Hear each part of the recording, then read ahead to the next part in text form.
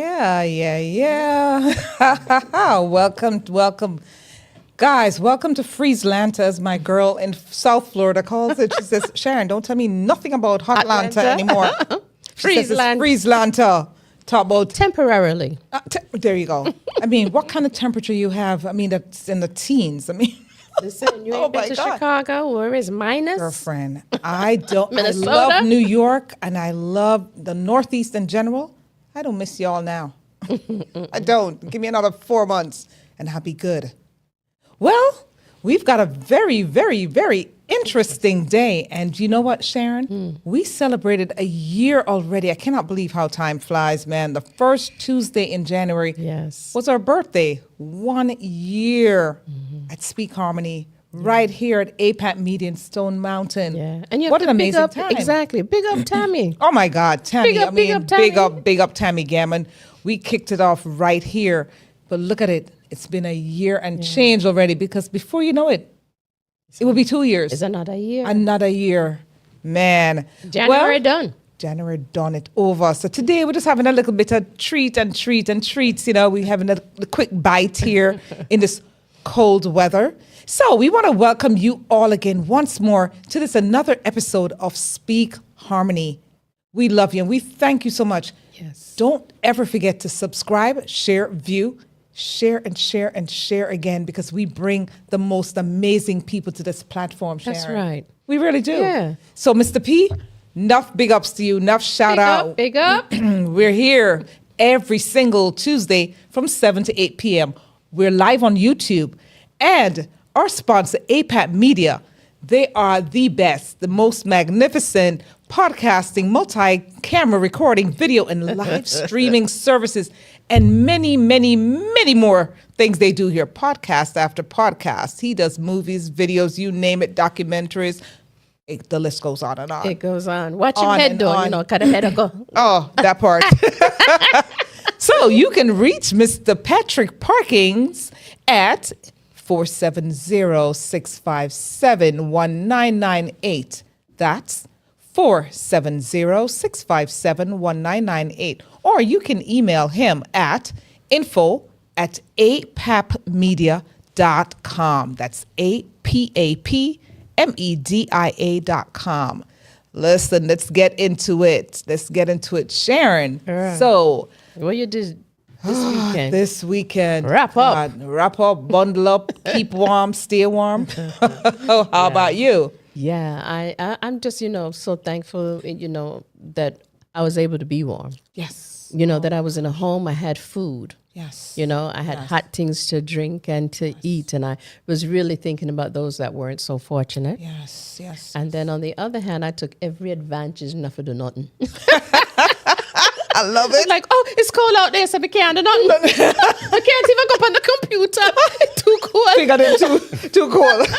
I love it. So I took full advantage. Full advantage. And you know what? It's worth it sometimes. Sometimes we just have to take a hard pause. Yeah. And just chill. Just take a reset. Yeah. I did that, and I was glad. And then, come Monday and Tuesday, you double up, you triple up. But c'est la vie. That's what happens, right? It's all good. It's all good. But your special of the day, what day is today? So I have two that I thought were noteworthy. Yes. One is Speak Up and Succeed Day. And it is celebrated. Speak Up. Yeah. Chat boat. There's a sister in Jamaica that she talk about chat boat. Chat boat, yes. Right. Yes. Stephen Bruce Golding's wife. Right. I mean, Empress Golding. Sure, your chat boat. Chat boat. Yes. Speak Up. Yes. And Succeed Day. I love it. It is usually observed on the fourth Tuesday of every January. Oh. And it really is about supporting public speaking, the importance of speaking up, not only in your relationship, but also, about the things that you are passionate about. Awesome. And, public speaking is still something that people fear to do. But when you speak up and you inject your ideas and your opinions and you give perspective, others can also learn and grow from that as well. So, and guess what? Speaking up, you can speaking up for others, right? Yeah, I like that. Yeah, and people can be motivated. Yes. So speaking up, whether it's about your personal life or your career, use this throat chakra here and say what's in your heart. Yes. Right? And then the other day, this is a favorite of mine. I'm sure you grew up with National Geographic magazine. Oh my God, yes. Yeah? Yes, Yeah? yes, we National did. Geographic. Yes, yeah. Yeah, it's observed every year on the 27th. Oh, Yeah, across the nation. And it pays homage to the magazine. Guess how old the magazine is?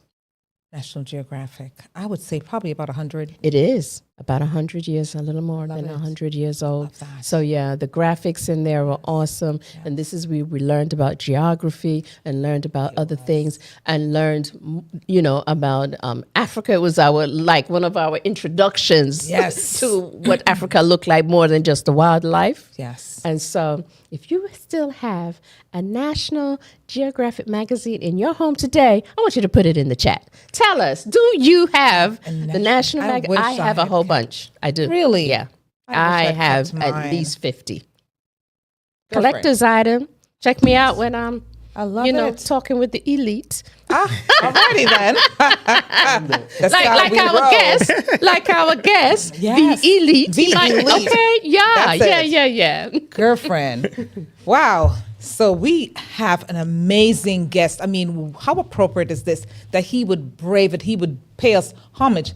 He would take time out of his crazy, hectic schedule to show up and be present with us in the studio today. Yes. Man, this gentleman is no stranger to this community and the world at large. Yeah. You're big boat here, you know. When last you hear that, you're big boat Big here. boat, yeah. Big up and I mean, big they up. are chat boat, Chat boat, chat boat. I love it. Man, Dr. Harcourt Fuller. Oh, no, don't ask me about him name. Okay, don't ask him later. That's right. But But let me heard tell some you. stories. Girl, There is a let me story. tell you, there is a story, I'm sure. This gentleman is a dynamic storyteller, so him name fit him. So he works on, he's one of them storytellers whose work bridges history, cinema across continents, not continent, but plural, continents with an S.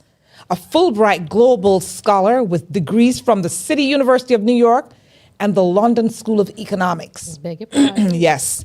He brings historical expertise in film, television, music projects that amplify Black global narratives of resistance, perseverance, and cultural power. This gentleman is a father. He's a father for two beautiful daughters. He has an amazing wife. I mean, he is a professor, a teacher, right? He Historian. is girlfriend. He's got it. The accolades is flowing. Consultant. Oh, Need we look, go on? girl, I don't even want to collect. Filmmaker. Founder of Black Money Exhibit. Okay. Okay? I mean, he's packing punches. When I tell you, we're big boat here and Speak Harmony. Seriously, we speak Serious? harmony because we got Okay. some seriously amazing people. So welcome to Speak Harmony podcast. Big up, Dr. Fuller. Howdy. How you doing? Howdy. Well, if you had said one more thing, my head it just Papa. explode and papa and roll down a ground like Mandora breadfruit.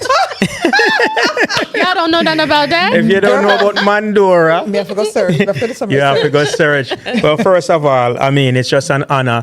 I think I'm the luckiest man on the planet because I'm sitting next to not one, but two Sharons. And you know, Sharon, plural. and you know Sharon, time Sharon give you Sharon square. So we big boy, yeah, we massive and we large. Okay. Love it. Yeah, man, big up Mr. P as well. Yes. Let me very just quickly say, I usually write down stuff when I'm listening. National Geographic magazine. I know we're going to talk about the Maroons today, and I want to highlight an article that a fellow Jamaican has written. Her name is Ashanti Infantry, and she wrote an article about the Jamaican Maroons. I'm cited in the article, but if you look it up, it's a wonderful article. Ashanti Infantry, National Geographic. Google that and you'll see an article about that. Like that. Yeah, definitely. Speak up. You talk about speaking up. Yeah, man, speak truth to power. Say what's on your mind. Yes. Know Be when kind. Be kind. I was going to say know when to be diplomatic and all of that stuff. But yeah, man, let your voice and your voices be heard. So that's what it's all about, you know. But yeah, it's a pleasure to be here. on this cold Tuesday. And it's always good to be out and about with wonderful people, you know. Thank you. And we appreciate love you. We appreciate love you, Yeah, man. Look, we could be any place else. We could be in our houses saying, listen, tonight is too cold, we're not leaving. But you know what?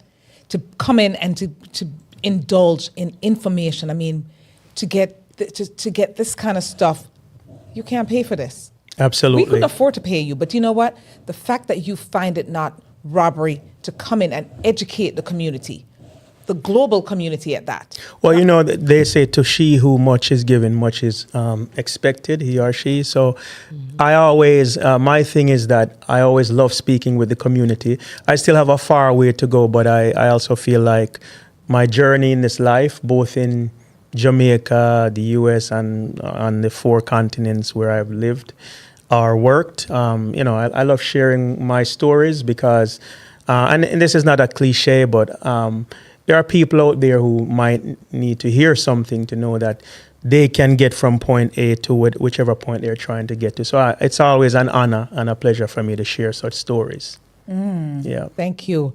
So, Dr. Fuller, just for the listeners that are and viewers that are watching today, we know that, I mean, your work, I mean, the work that you do, especially who are new to who you are, right? For those that know you, they know you.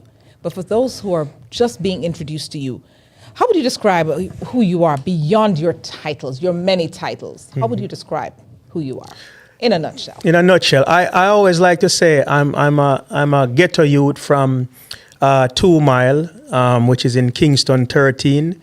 I had wonderful parents. My mother, Jennifer Johnson, and my late father, Ashley Fuller, had lots of siblings. And I went to Trenchtown Comprehensive High School, which I'm very proud of because it was considered a bad boy school, or the school where it wasn't, you know, in Jamaica they talk about traditional schools, right? The elite schools. I didn't go to one of those, but as destiny or fate would have it, I did eventually go to great schools outside. But I'm just a ghetto youth from 2 Mile who loves. I love my country of birth, Jamaica, and I'm a global citizen. So in a nutshell, that's who I am. So, based on your personal experiences, though, moments that you would say sparked your interest in your Pan-Africanism and global Black liberation. I mean, is there what really sparked that? I mean, because you are you're a historian, educator. I mean, man with whole heap of titles.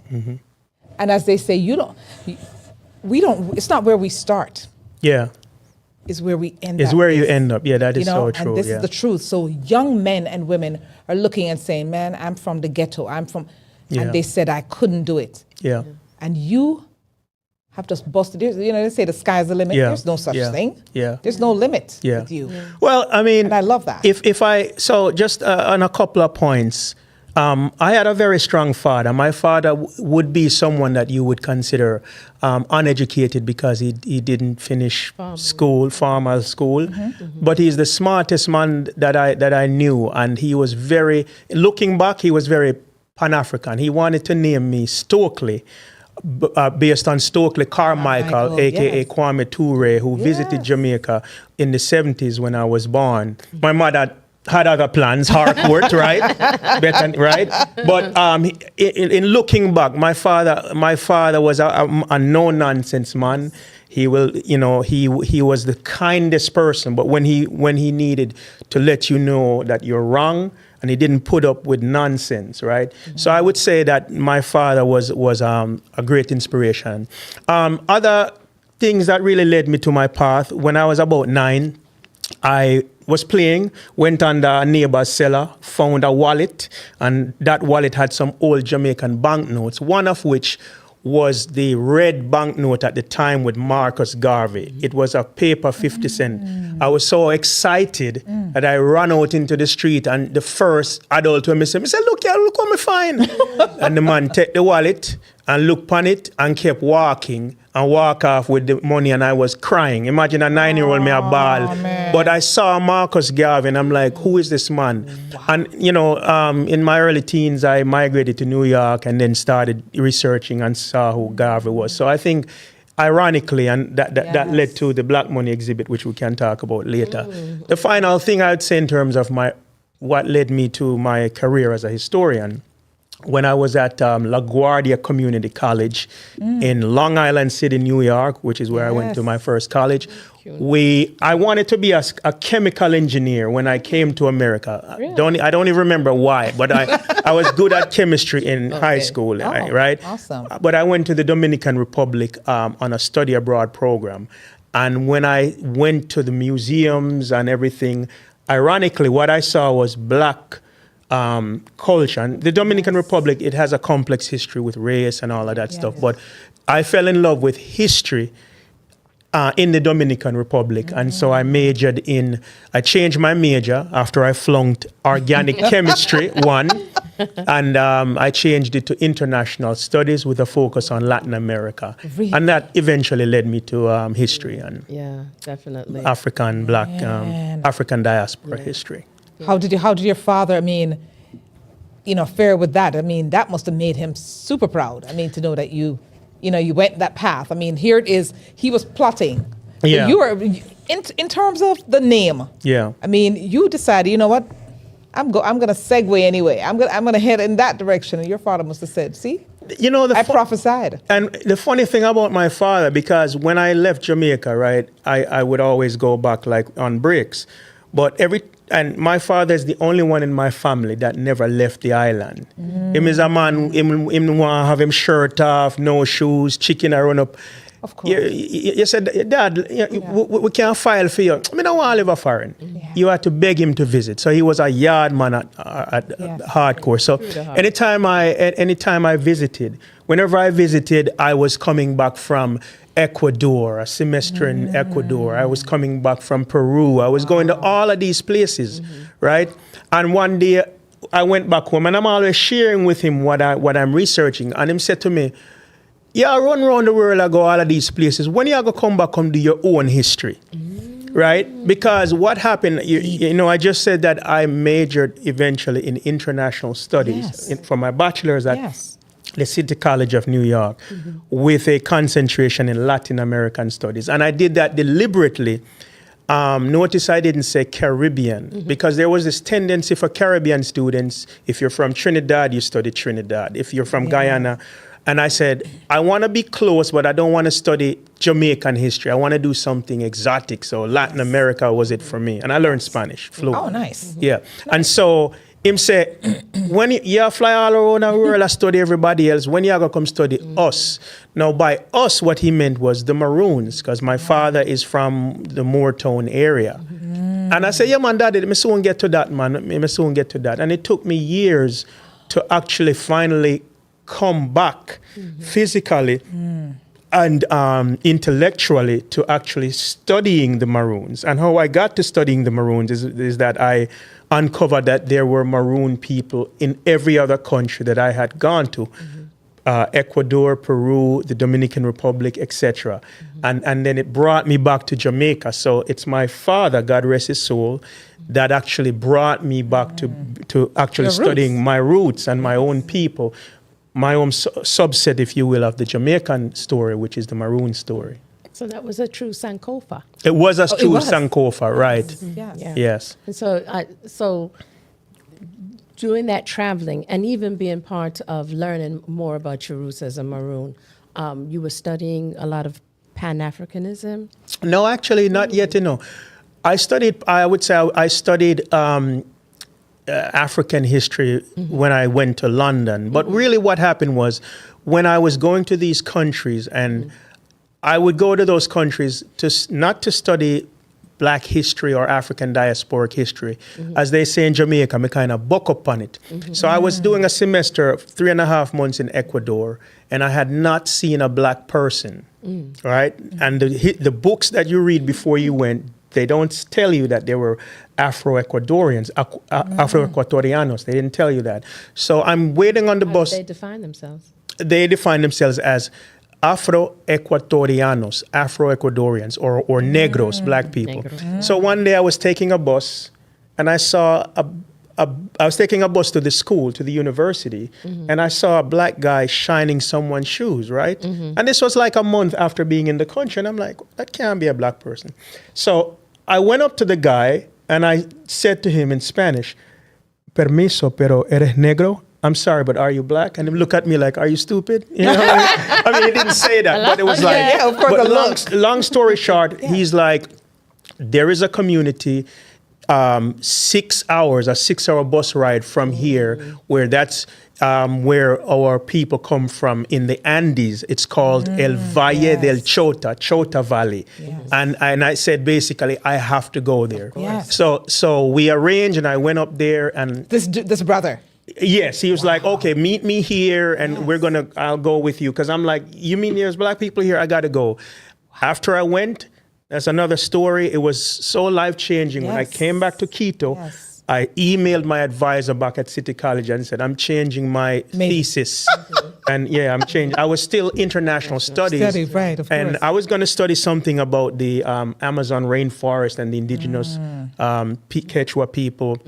But I changed it to the Afro-Ecuadorian historical experience. Love it. So that's, And then within that, there are Maroons within that story as well. So can I just tell you, you were drawn there. The ancestors It's in said, the DNA.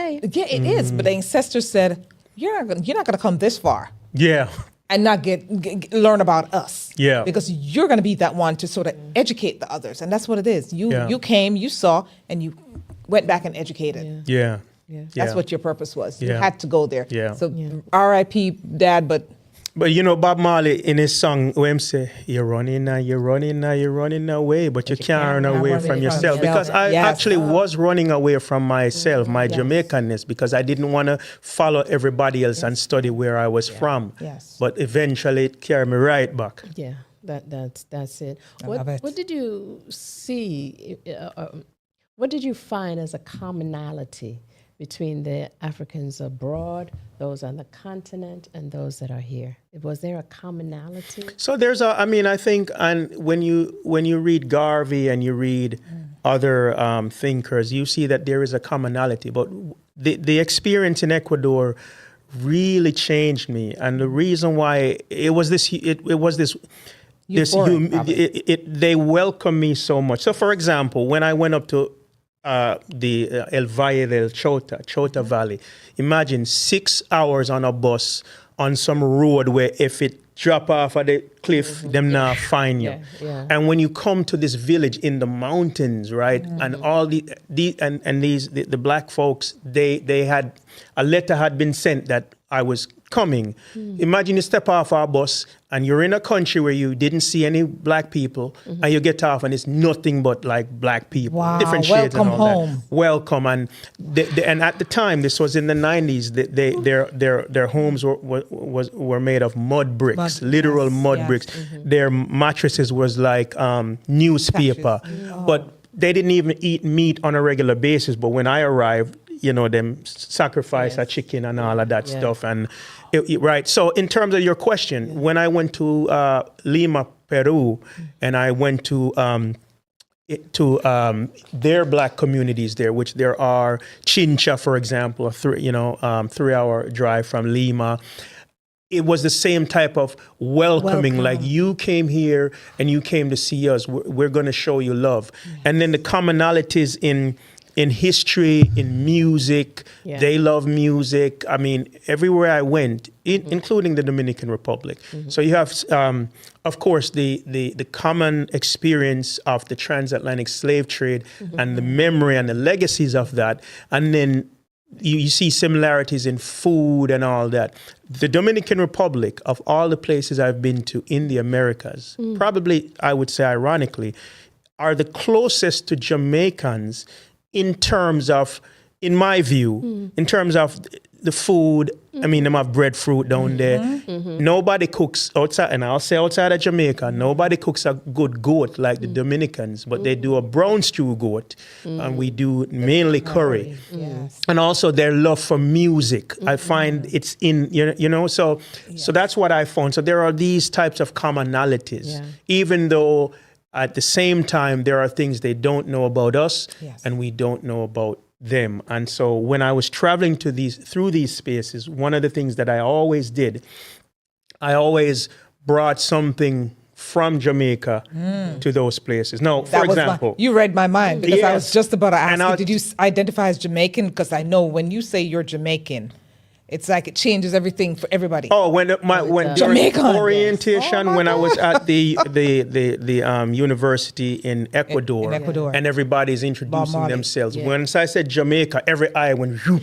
Yeah, And they came over and they started talking Yeah, to me. yeah. But just last quick thing I'll say, when I went to Peru and I was introduced to Afro-Peruvians, I even met the great singer, Susana Vaca. She's a big time singer from Peru. And I remember I brought the Grace Pica Pepper hot sauce. Yeah. I brought pimento. You know, it's so funny because one of the things I wanted to be was a Jamaican diplomat in a Spanish-speaking country because I spoke, right? I never Spanish. got to do that, but I realized that I was kind of performing that because I brought a You little were. basket with the Jamaican stuff. And I remember this, when we pull out the Baclarian nephew and put it down, literally, it went Libation. whoosh.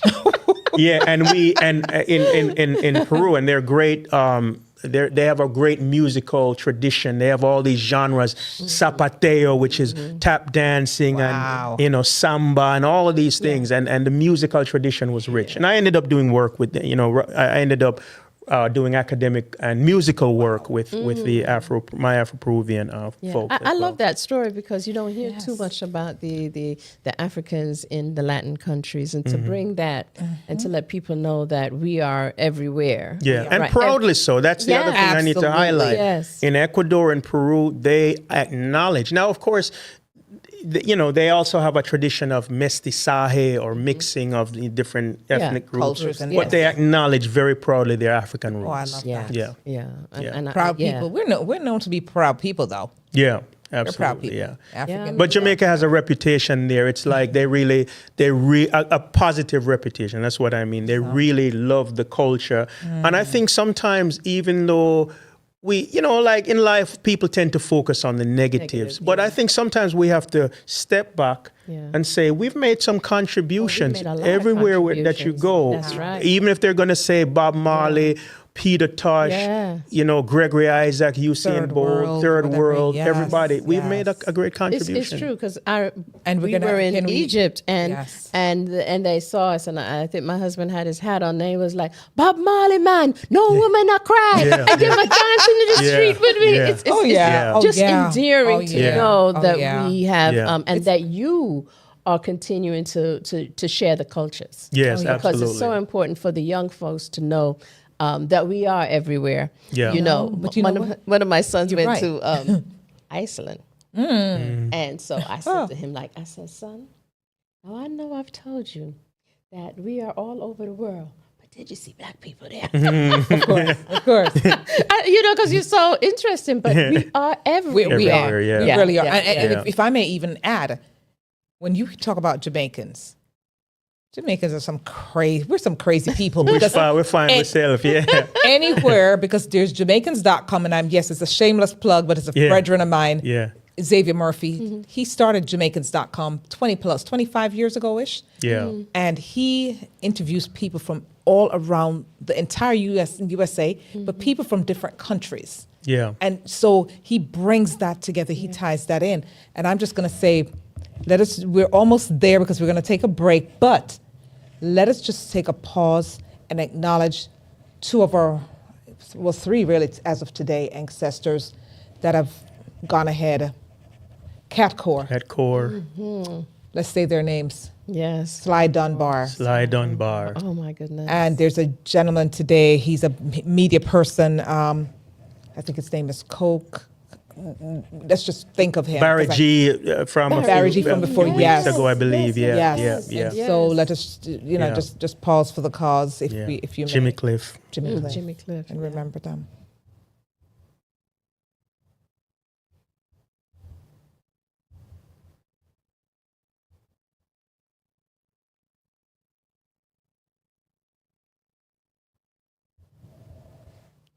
Yeah. Well, we truly give thanks for give their thanks. contribution Absolutely. to the Jamaican community, And the to world the at large. African Yes, community yes. here and abroad, because the music that they've played and the impact that they've made in the And in Sly the and world. Robbie, I mean, what reggae People don't music understand that it's is even without them. beyond reggae. Yeah. I mean, modern music, Grace Jones, people, That's all right, of this. Grace I mean, Jones. people Gosh. understand that it's beyond reggae and Yeah. dancehall. It Yeah, is. man. It Yeah, but is. Grace Jones was Jamaican too. Yes, I know. I'm saying, but on a Absolutely. global level, Yeah, yeah, on a glo- yeah. Cheryl Lee Ralph. Right, Yeah, absolutely. yeah. Yes. I mean, we could go Yeah. on.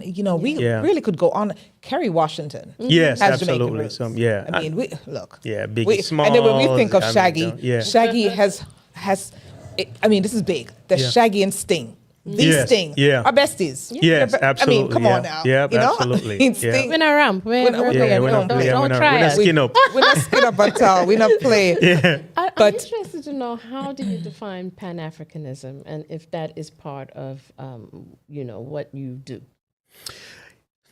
I mean, there are many different academic and a variety of other types of descriptions. I think at its core, if you think about what Pan-Africanism is, it's the acknowledgement and the realization that, and I will cite Peter Tosh, don't care where you come from as long as you're a black man or you're an woman, you're an African, right? So it's the idea that the community of people of African descent, we share the common roots of coming from Africa, regardless of where we find ourselves. So that is sort of the rootical, if you will, to use a Rasta term, part of it. And then there's the political Pan-Africanism, which is this idea that Africans and people of African descent, black people, Caribbean folks, African Americans, wherever we are, that we need to work together. People like Kwame Nkrumah, whom I've written a book about, and I'm working on a TV series. His idea of Pan-Africanism was creating a United States of Africa, and actually he modeled it on the United States of America and other unions, right, where each country would essentially be a state. And it would be, one big thing. Of course, there are issues with that, right? Of course. And then you would also have blacks from the diaspora that would take part and go back to Africa. Of course, he got a lot of that inspiration from Garvey. And of course, you can't talk about Pan-Africanism without people like Garvey, and even some people before him. But Garvey, I think, if you think about it, is probably the most iconic proponent of Pan-Africanism. The Back to Africa movement, Africa for the Africans, those at home and those abroad. Yeah. So you have political Pan-Africanism, you have economic Pan-Africanism, and the two are not, of course, mutually exclusive, because it's essentially Garvey's ideas about Pan-Africanism was Africans, people of African descent, controlling the economic means. The Black Star Line, for example, owning our own ships and our own stores and all that type of stuff, right? He really emphasized the economics of Pan-Africanism. And you can also look at in the creative industries, right? Pan-Africanism, music. If when you think about, for example, the apartheid movement in Southern Africa. A lot of people, always highlight South Africa, but I we noticed the shouldn't emphasis. forget Southern Rhodesia, which became Zimbabwe. But you also had apartheid regimes in even East Africa, all right, Kenya, all those places, right? reggae was banned in some of these places, right?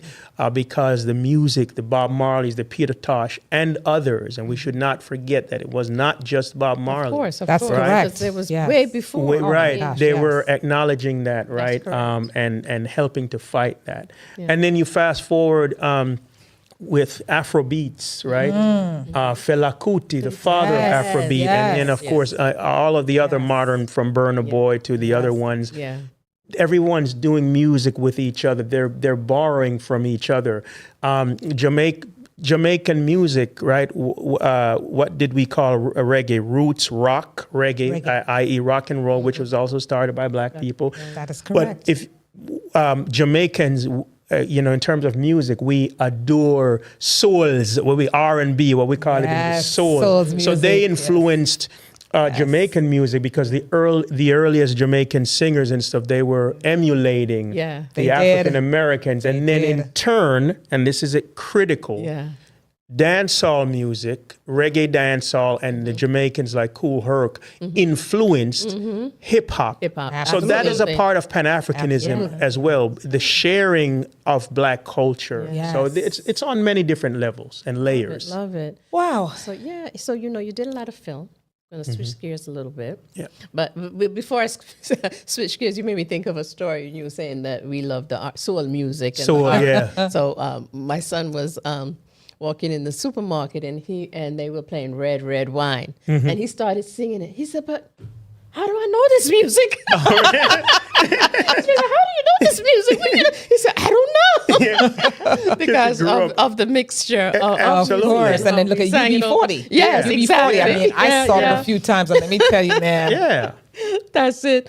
Everybody wants to sing reggae music. Yeah, absolutely. And but it's just that we are a people. Yeah. And the whole idea of us being, like you said, a global force to reckon yeah, with. powerhouse. The Yeah, it's day undeniable. that they realize that, man, we can't give them too much power. We better Yeah. clip their wings, Yeah. because if another Marcus Garvey rises up, Yeah. we're doomed. Yeah. But that's not it. It's just a matter of him empowering his Yeah. people. That's right. And for someone like you, I would consider you a modern day Marcus Garvey, and there's so many like you. I so am proud of you. I'm so proud. I'm You don't proud of you understand. To be ladies sitting as right well. here in your presence. I'm so honored. I Honored. really am. Yes, yes. You know, because there's some stuff that we're gonna ask them to talk show. about. Yes. Yeah, Yeah. because I wanted to switch gears to talking about your filmmaking. That's Okay, cool. correct. Yeah. And Yeah. yes, And definitely not leave here without talking in a little more in depth about the Maroons. Okay, Yes. cool. right. Absolutely. So you got credits to, many of you may have heard of Queen Nanny, the legendary Maroon Chieftainess. Chieftainess. Yeah. Chieftainess. Yeah. Right? And Black Women on Money, Tubman 20. You've done some documentaries on Fela Kuti, Yep. you know, and some. Did you co-write a song, Nefertiti? Yes, I have a song called Wow. Nefertiti. It's out on all Nefertiti, platforms. yes. Plug. Plug. Yeah, it's Love called it. Nefertiti. And you know, you could a little bit tell us about the Obama thing. All right. Okay. So Come on now. yeah, we can start with that. So I'm a scholar on or of Kwame Nkrumah. When I went to the London School of Economics and I did my PhD, I wrote it on Ghana's path to independence by way of Kwame Nkrumah. And again, I'm currently writing a limited series on Kwame Nkrumah. It's called American African, and that's a separate story. And so I was asked to be a historical consultant on a documentary about Kwame Nkrumah. It's called The Eyes of Ghana. And it was made by a Canadian-American production team. And that series is executive produced by President Barack and Michelle Obama. I never met them in person, but we worked on, I'm one of the historical consultants. They are executive producers. And that film got that film premiered in Toronto at the Toronto International Film Festival, TIFF, which is one of the top 5 film festivals in the world. The Obamas, they had a video to introduce it. So that was the first project with the Obamas. And then the second project with the Obamas was I was a historical consultant for a podcast on Fela Kuti, which is called Fear No Man. And it's produced by Jad Abumrad from Radiolab. And so, the Obamas are co-producers of that as well. What an honor. Man, that's big stuff. Well, I just realized they are twang. Mean big. Code switching. That's all there. We do it. We're talking about film. Yeah. You're working on something, and I know you're going to share on Yeah, so I can tell you a couple. So run it. I would say I'm working on 4 films, right? And the films that I work on are based on my largely on my published academic research, my teaching, and I would describe myself as someone who I work on films about the global Black experience because my thing is transatlantic Blackness. So you're right. So when I worked on the documentary on Nanny of the Maroons, right? That was. So I'm a history professor who fell in love with film, and I fell in love with film when we shot the documentary on Queen Nanny. Big up to Roy T. Anderson, who's the director. We shot that documentary about Nanny in 4 countries, Ghana, Jamaica, Canada, and the U.S. Oh, wow. And I was on the Jamaica leg, and we filmed deep up into the Blue Mountains. Wow. And I fell in love with filmmaking.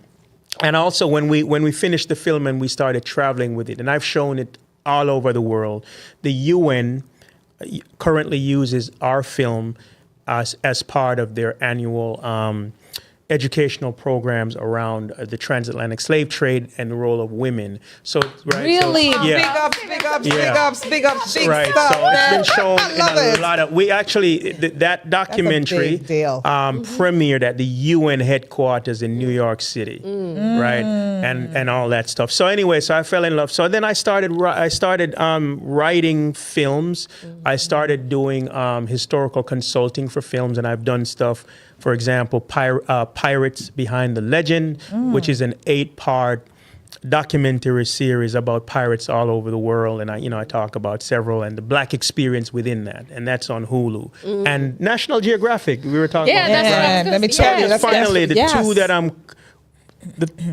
I'm working on 3 projects. One is a documentary called Tubman 20, and that is shows the campaign to try to get Tubman on the $20 bill. Yes. So Yes. I'm writing that. Yes. I did the documentary on Nanny, and so I'm working on an actual movie for theaters and streaming on Nanny.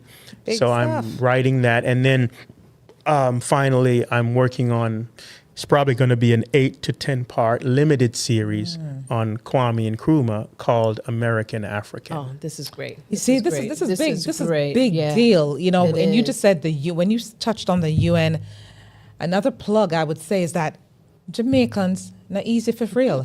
Because the fact that really, this is how it happens. Not that you don't have the qualifications. You do. You absolutely do. But for our president and his wife to single-handedly, I guess I don't know how that happened. Yeah. But look at who. Well, it takes a village, It does. That's the but I'm thing just I saying, love about this is- film. This is amazing. 'cause Yeah. Yeah. You It's a see, whole- in it's a whole academia, village. if I write a book in general, I'm Yes. writing the book or the article, it's me as a single author, although you do anthologies and stuff. But in filmmaking, it could take hundreds of people to make a film. And so I've been involved with films with many different stars. I've never met them, but you do your course. part. But when the That's credits correct. roll, you see a name See your up name there, up. Yeah. and you see Fidel And that's name. it. Right. Yeah. So we're gonna before we go any further, we're just gonna run the trail a little bit, right? Because we want to share with them, give the folks a taste of what you do. Absolutely. Let's go.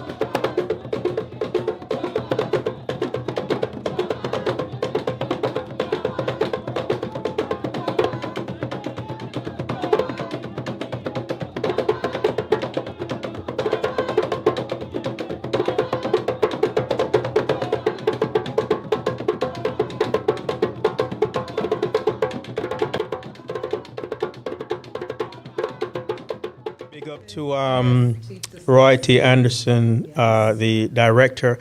And I also just quickly want to highlight, so that documentary, Queen Nanny, Legendary Maroon Chieftainess, it looks at the history of Queen Nanny of the Maroons specifically and the Maroons in general, but it also looked at Nanny's influence on modern Jamaican women and women in the African diaspora. So in the film, we featured Portia Simpson because she became the first female Prime Minister of Jamaica. Yes. Rita Marley's in the film, the Honorable Rita Marley, Shelley Ann Fraser Price, Babsy Grange, Congresswomen from Brooklyn, Una and her daughter Yvette Clark. So, yes, so Yeah. Well, give was that- fun. Big ups. Yeah. Yes, yes, man. yes. And I you noticed said- that you always talk about the male and the female. So I Yes, really love that. absolutely. Really. Absolutely. And then I'm going to drop it in here really for a quick second because, like we were talking about Jamaicans around the world.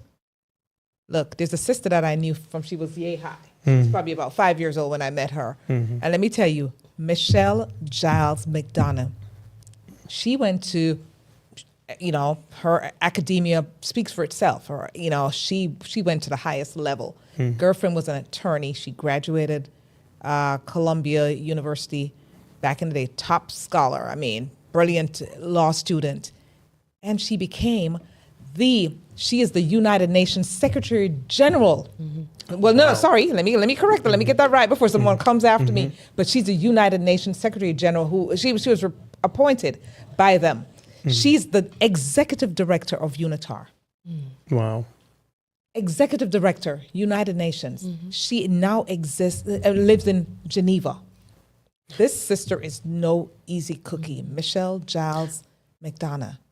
And we need to always highlight those people because I really do think that our people always need inspiration to know that we belong any and everywhere where we choose to be. And it's not because we're Jamaicans. We're not only bragging about being Yeah. Jamaican. We are proud Jamaicans, but we're saying that as a people. Absolutely, yeah. Afro-Latina, Afro-Caribbean, whatever, Yeah. however you regard yourself. Because, there are people, unfortunately, who would say to you, and I will say no shade, but I have had counterparts I would say, you're African American. It says, I'm not African. I'm just American. Yeah, And I'm thinking, yeah. we need to, this is where the education comes in because there are folks who are just lost. Yeah. The identity. And I hasten to tell them, when I look at that little slither of that trailer, what it brings me to is Yeah. my sister friend, Rita Daniels, who is a third descendant, a third granddaughter, great granddaughter of Harriet Tubman, Wow. the great Harriet Tubman. Yes, I know her. See Yes, what I'm I met saying? her. Yeah.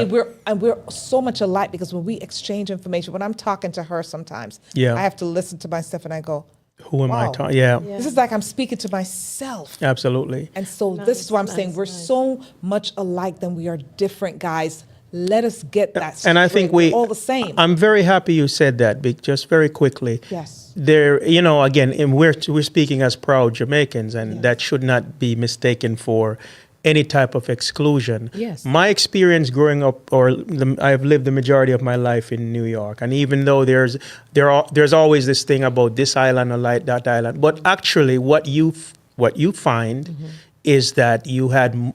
I mean, when I was in college, you have Haitians with Trinidadians, you have Jamaicans with Bajans. Yeah. My wife is African American, meaning no immigrant parents and all that stuff. So, like you said, and I'm glad you said that, it needs to be said. Yeah. Sometimes we focus too much on what we think where we're different, and instead of so much more right. alike. Yeah, absolutely. Which brings me to the question: do you think that we're doing enough to preserve and honor African and the diasporic intellectual traditions? That's a very good question. I mean, I think that I would, as a professor in a university in Atlanta that does serve a large population of Africans, people of African descent, Black people. There is a rich tradition, right? There are, a lot of. I have a lot of great Black colleagues at the university and universities all over the country. And so if you are within the university space, depending on where you are, the tradition. Of course, there are, I would say, a lot of us. Of course, there can and there should always be a lot more. And it's also about what we value. Who are we promoting out there, right? And I think that's always the case. It's never that. It's like, for example, with African history or Black history, it's never that it doesn't exist. It's just that it's not being as valued and promoted as other kinds. So yes, I would say we exist. We're here. There needs to be more. We need to hear more voices, more diverse voices, etc. And we just need to celebrate those who are doing the work.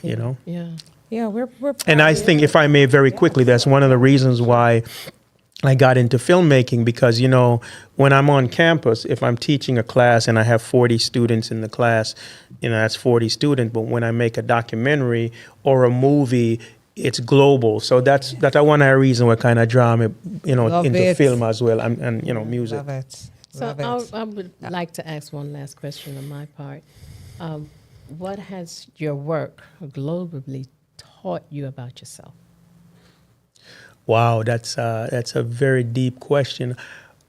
How do I answer that? I suppose I realize that I am passionate about certain things, and I guess I hear my father's voice in my head.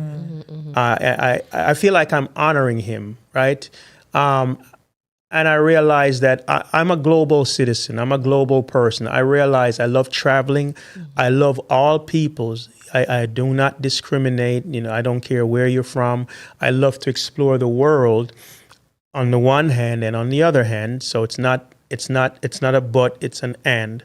I love my people, and I love writing and depicting our stories for the world to see, and I feel like that's where that me dedicated myself to her. Livicate, as the Rasta them that say, Yes, I livicate, I self to the works. Beautiful. So where do you find hope, I would say? Where do you find hope? Because, when we look at today's world, and especially in the plight of the America that we are now living in, and I'm going there because we're almost out of time, but we have young folks who are saying they're kind of don't want to deny their roots, so to speak, but if they go out and they speak the way they use their dialect, like us as Jamaicans, for example, Caribbean people, we use our dialect, we use our language, our language. Yes. There you go, our language. Thank you for that. Our language will be looked down on. I mean, people look at us and go, "What in the world?" And then, yet, I had a discussion. Not an argument, but a strong discussion with my husband today, because there's some people that I know who came from the island and they migrated here, they live here, and they refuse to take on the accent. They say, go to Rome and do as the Romans do. I had a sister that I worked with, and she refused. She would say, "Me not understand how what that," and we're like, "Sister, they don't even understand it." She says, "Me not care." Yeah. So very quickly, what I would say is this, and this is something that I really care about. If you notice, even without thinking, and I'm not even going full, like if me in a classroom, I kind of switch. Right. Who says you must be monolingual? Yeah. I mean, this is what I'm saying. I think we need to stop this black, white, patois, yank, this, that. Most people in Europe and Africa, even in Asia and other places, they speak 4 or 5 languages. It's not a big deal. So why is it that we keep, it's not either or. The Queen's English. I love my patois. I speak to my kids in patois and all of that stuff. I feel like people just need to embrace. And also, if someone is going to not, because I heard you were saying that sometimes people look down on you, ignore them, because the majority of the world, Jamaica, you know why Jamaica is famous? It's not for speaking the so-called Queen's English. It's Racha, Patois, it's reggae music, it's the root. Nobody goes to Jamaica because they want to go uptown, or they want to go, and we do have a Beverly Hills, right? They want to go Jack's Hill, they want to go Trenchtown. I've seen it. So they want to go to, like, they want to go to the places where the thing that a lot of people are rejecting, that is why Jamaica, thing, and I can't finish this interview without saying this, and this is just me, it's a general statement. I do have to big up the Rastafarian community. Yes, sir. You asked me before, and I didn't get a chance to say this. for that. One of the things that I think gave me consciousness was that I grew up among some Rastas. They were the first ones talking about Africa, Ethiopia, before I even learned that in a university. And I lived and it still pains me. I saw the discrimination and the brutality they faced. But I'm talking about the true Rastas who actually lived it, not the one on the dread up here. And I'm sorry, I'm just saying that. Yeah. They were kind, loving, knowledgeable. All of this back to the roots and organic stuff and take to the hills. Later They were doing all of We were that. there first. Right, they were doing that. So that also needs to be acknowledged. So that's why I'm saying, if someone doesn't like my accent, my skin color, or whatever, I'm gonna ignore them because I'm not gonna give my time to that, and I'm not gonna put my energy into that when there are others who will honor me for who I am. So that's basically what I would say. And I think you were also getting to, like young people and what you tell them and what we're living through. What I would say is this. Full disclosure, I'm not a religious person, but of course everybody grew up in the church, and I explore everything. But this too shall pass. I think people should just stop panicking. It doesn't mean you don't, we're living, so you have to pay attention to know. If you're a writer, write. If you're a musician, make music. If you're a podcaster, do your podcast. If you're a soldier. If you are a sanitation worker, do that. Just do your thing. And I believe if people do their thing, learn some new skills, open up their minds, love one another, I think we'll be fine. And that Oh, wow. is Yes. the power of speaking harmony. It sure is. It really is. I mean, so just a couple of takeaways though. What are you currently, you're always working on something.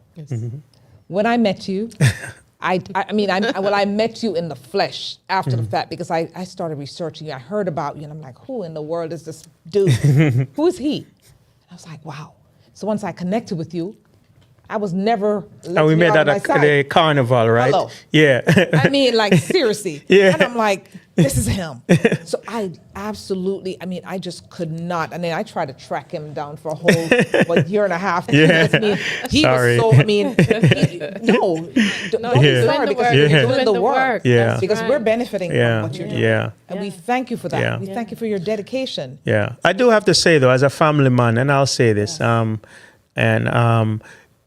one of the things we do have to learn is sometimes when you're passionate about your work, you cannot forget family, and I'm guilty of that. I'll go to bed late working on a script or doing other stuff, Right. and whether you have children or you have nieces, nephews, I do think sometimes you have to remember that while you're chasing dreams and your passion, and if you have people next to you that you cannot really forget them, and I it's something I'm trying to be a better version of myself. That's my goal in life. How can I be a better version of Harcourt?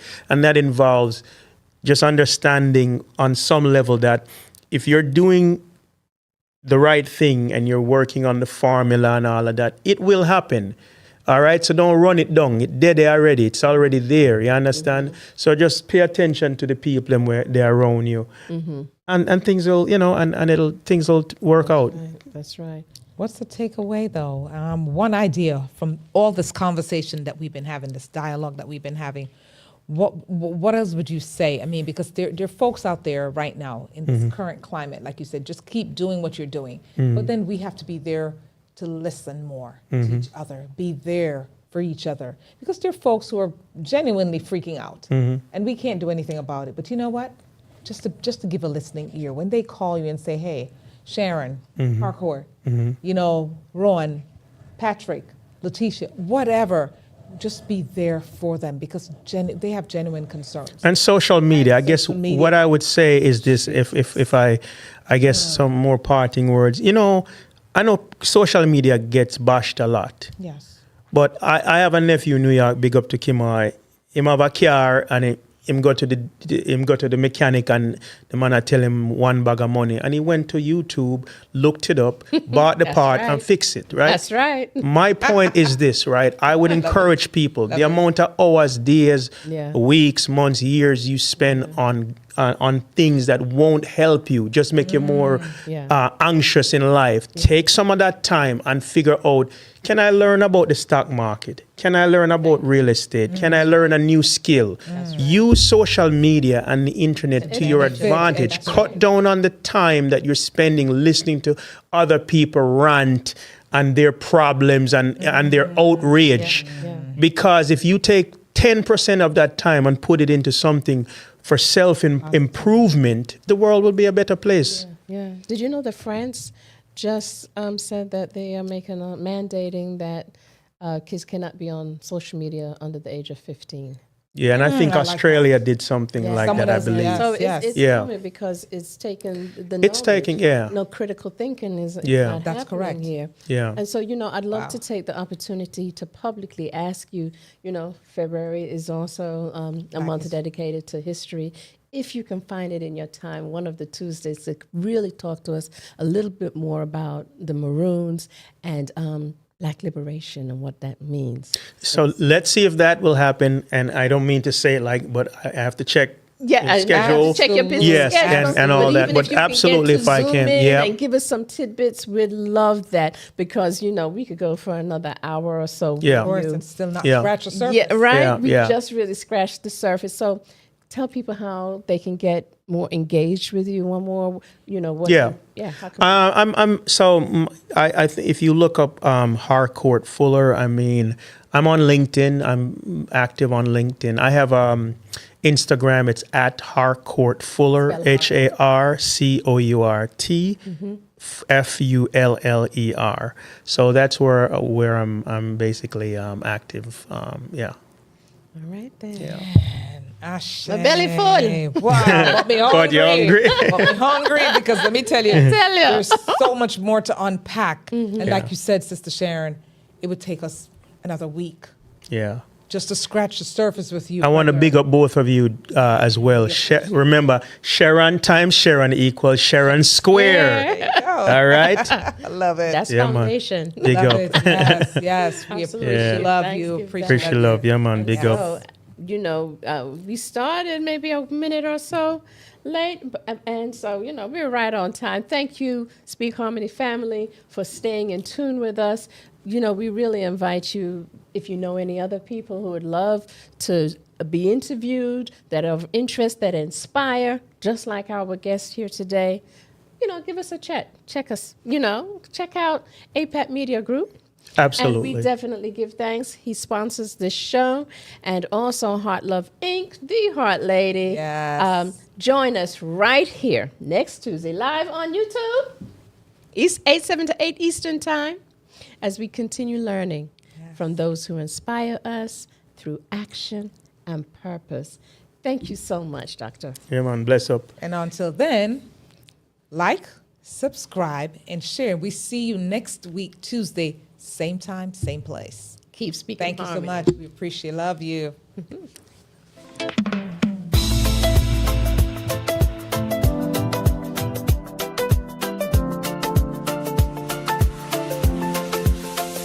They talk about health, they talk about care, sharing tips, they got us without a care. Thank you for listening, you're the best. See you next week to keep the best. Together we learn, together we grow. There'll be lesson every hour, we know. See you next week with new stories to tell. More wisdom, more smiles, we can't help